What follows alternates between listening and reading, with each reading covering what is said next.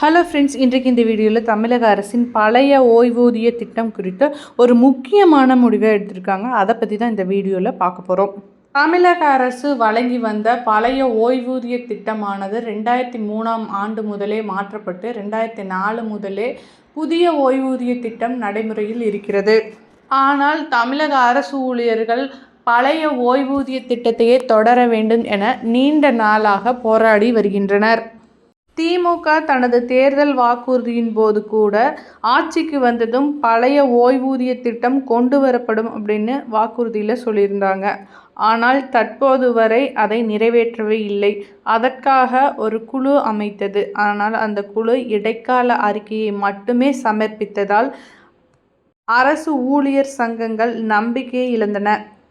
இந்நிலையில்தான் உடனடியாக கருப்பு பேட்ஜ் அணிந்து தங்களின் எதிர்ப்பை தெரிவித்தனர். இந்நிலையில் நவம்பர் 18ஆம் தேதி ஒரு நாள் வேலை நிறுத்தம் தொடரும் என அறிவிக்கப்பட்டிருந்தது.